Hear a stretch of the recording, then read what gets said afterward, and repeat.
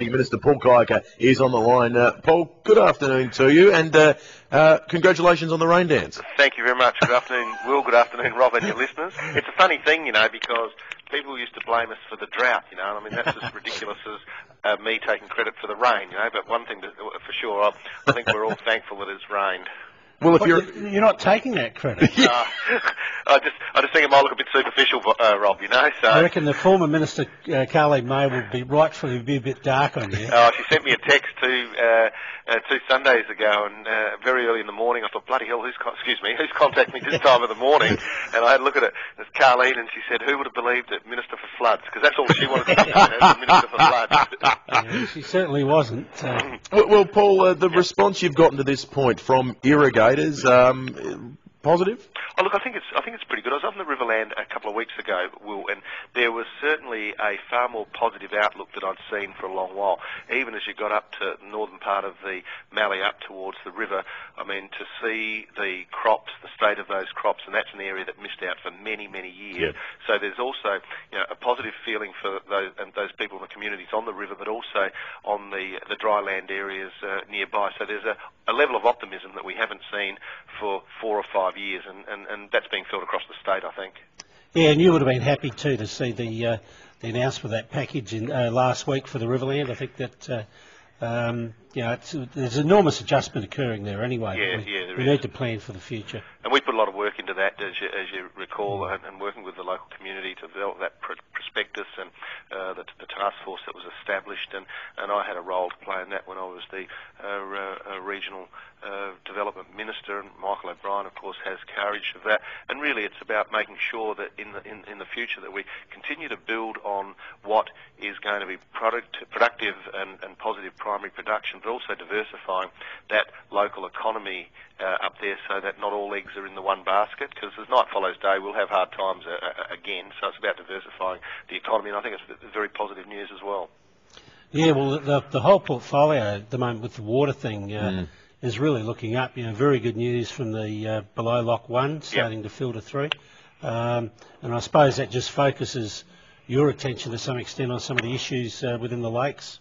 That's right. And I mean, what people will think that there's going to be a significant amount of floodwaters coming down. There will be waters from the flood that occurred, but what we're trying to do is regulate, if you like, those flows in such a way that it doesn't have a compounding, if you like, a problem on some of what has been the consequences of the long-term drought, the banks, the levee banks, make sure that we can use the water that we have in such a way that we maximise the application of it and the benefits that arise from the application of that water. And we think we can do that from the latest reports we've got.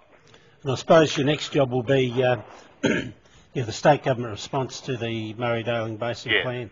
Yeah, we're told that it'll be 8th of October with a guide, and we've established a steering group to look at that, but also linking with local communities as well to, as best we can, develop, if it's possible, a whole of state response. But immediately we'll do an analysis of the plan, provide our response to the plan. The government has committed to, accepting whatever it is that the plan eventually is, but at the same time we reserve the right to provide submissions that we think might improve it if indeed there's a few areas that could do with improvement.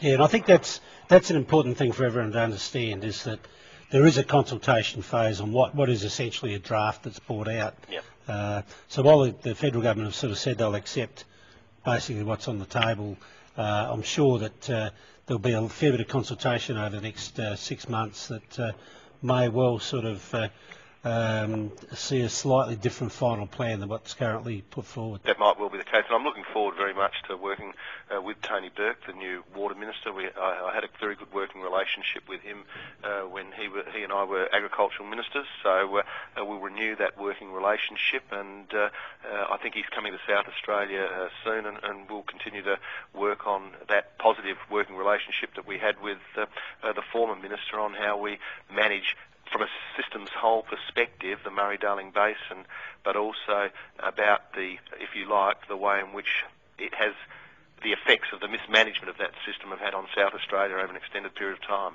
Yeah, no doubt. You'll get plenty of feedback from the South Australian irrigators. No doubt about that. Look, there's one point I'd like to make if I can, and that is that whilst we're in the best possible position that we can be, and the best possible position for an extended period of time, there's a bit of confusion out there amongst irrigators as to why they mightn't get 100% of their individual allocation, and I'm not sure all of them realise that we have a cap here, and I know that you do, Robert, and that cap is at 650 gigalitres of the 1,850 that we're entitled to that can go to irrigators.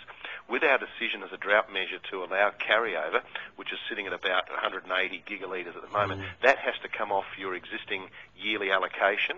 So whilst we'll get 100%, if you like, of the total water that we can provide, so 100% of our water or our allocation to irrigators, it won't manifest itself as 100% to each of the individual irrigators, because some have more carryover than others, and it's something that I want to have a look at in the future, because really we want a situation where the water we've got is sufficient to the needs and we can distribute it during that water year without necessarily having carryover, because it actually comes off your existing allocation the following year, if that makes sense.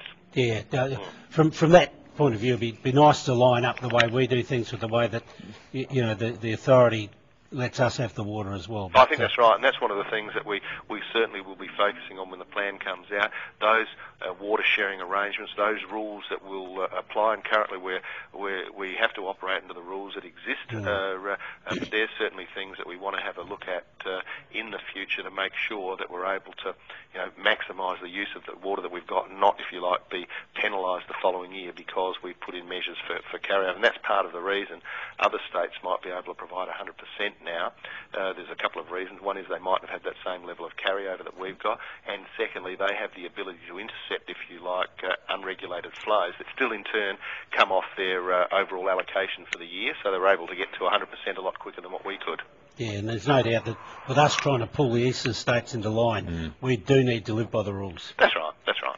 Well, Paul, we appreciate your time this afternoon. It's good to have the Minister for Floods on the program. It's good, isn't it? I said yesterday, I said, well, as Rob and I have spoken about before, I think we raised in the program last time, when you're agriculture minister and you have a good year, it's because you had rainfall out of the sky, and when you're a water minister and you've got water that's coming down as it is at the moment, it's a good time to be the water minister.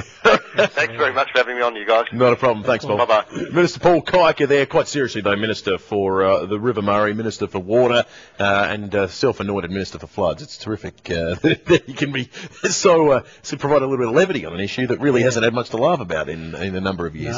No, it's a good position to be in now. Absolutely right. We need to go to a break. On the other side of it, news and weather.